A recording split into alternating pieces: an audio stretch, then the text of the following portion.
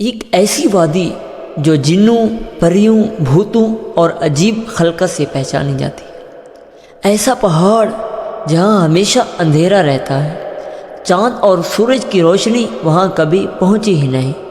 وہ وادی جہاں تک کوئی شخص پہنچ نہ سکا۔ کیا یہ وادی جنوں کا دیس ہے یا کسی اور دنیا میں جانے کا پراسرار راستہ؟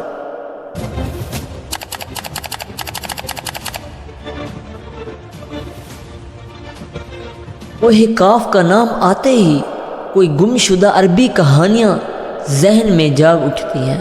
ایسی کہانیاں جو بادشاہوں کی حسین شہزادیوں سے شروع ہو کر جنوں اور پریوں کے زیر قبضہ جڑی ہوئی ہوتی ہیں۔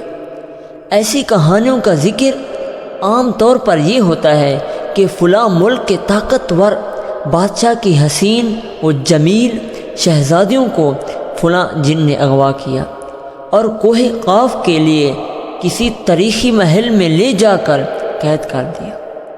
اسی طرح کی کہانیاں ہندوستان، ایران اور عرب علاقوں کے افسانے اور عربی کتابوں میں بہت اہم مقام رکھتی ہیں۔ جبل قاف یا کوہ قاف شرقی وسط اور عربیوں کے مشہور افسانوں میں ایک نمایاں مقام رکھتا ہے۔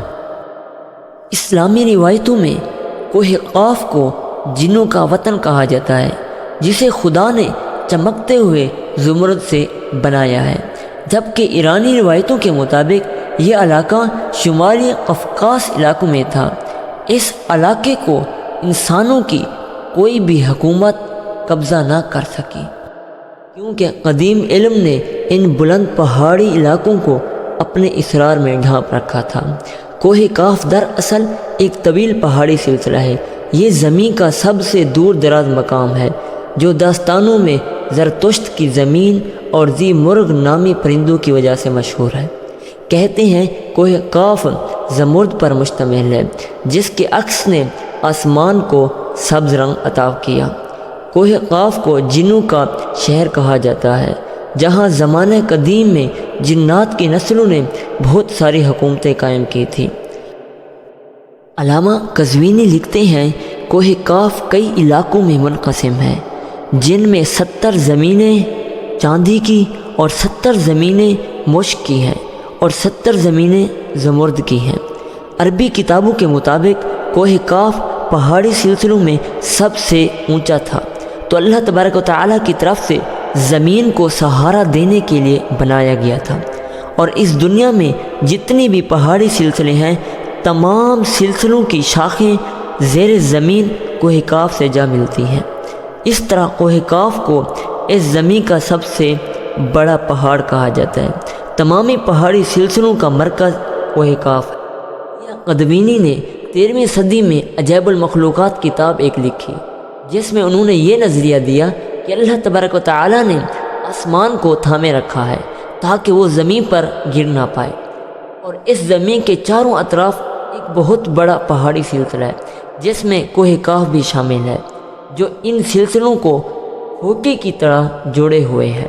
اسی طرح مشہور بزرگ مولانا جلال الدین رومی علیہ الرحمہ نے اپنی تحریر میں کوہ قاف کا بھی ذکر کیا ہے کہ ایک طاقتور بادشاہ جس کا نام سکندر ذوالقرنین تھا، تو اس نے آب حیات کی تلاش کے لیے مغرب کا سفر کیا۔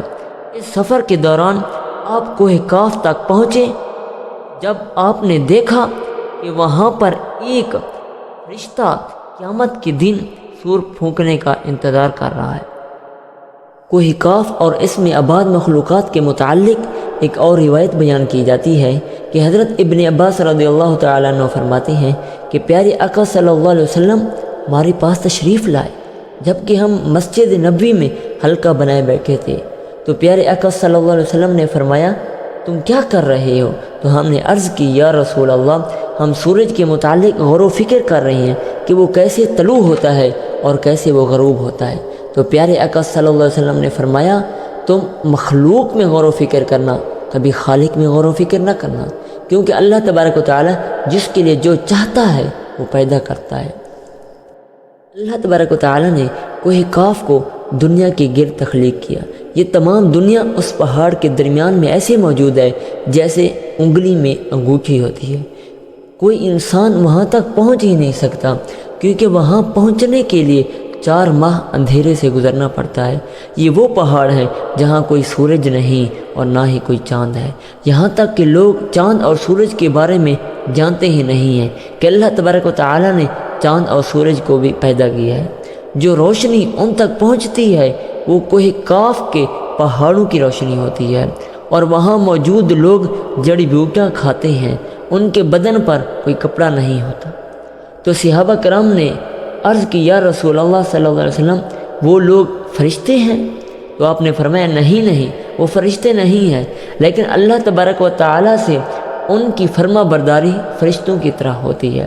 پھر آپ نے فرمایا، معراج کی رات ان سے میری ملاقات ہوئی تو میں نے انہیں دعوت اسلام دی تو انہوں نے قبول کی اور وہ مسلمان ہو گئے۔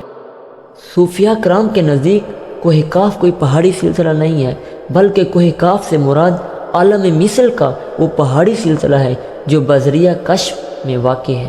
اولیاء کرام کے مشاہدے میں آتا ہے، جیسا کہ حضرت خواجہ فرید الدین عطاری علیہ رحمہ نے یہ مشاہدہ کیا ہے کہ طریقت میں کوہ کاف دائرہ شعور کا ایک دائرہ ہے اور مرید کا ہدف سمجھا جاتا ہے۔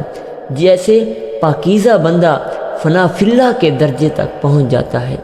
بہت سارے لوگوں کا یہ ماننا ہے کہ یہ لفظ کاف کسی چیز کے مرکز کو ظاہر کرتا ہے، اور یہ لفظ اتنا مقدس ہے کہ قرآن پاک کی ایک مکمل سورت کا نام کوہ کاف رکھ دیا گیا، یعنی سورت کا نام کاف رکھ دیا گیا۔ تو اس سے اشارہ کوہ کاف کی طرف ہے۔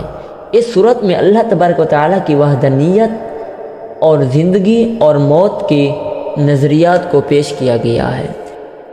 مورخین کا اس بات پر اتفاق ہے کہ عربی دستاویزات کی کوہ کاف دراصل روس میں موجود کوکوکس پہاڑی سلسلے میں ہے۔ یہ علاقہ یورپی روس میں بحیرہ اسود اور بحیرہ قزوین کے درمیان واقع ہے، جس میں آذربائیجان، روس، چیچا جیسے ملک شامل ہیں۔ یہ علاقہ قدرتی حسن سے مالا مال ہے، جہاں جانور پرندوں کے بے شمار اقسام پائی جاتی ہیں۔ جھیلیں، آبشاریں اور چھوٹے چھوٹے چشمے دیکھ کر یہ معلوم ہوتا ہے کہ جنت زمین پر آ گئی ہے۔ یہاں انسان آبادی بہت کم ہے۔ یہ پہاڑی سلسلہ ایشیا کو یورپ سے جدا کرتا ہے۔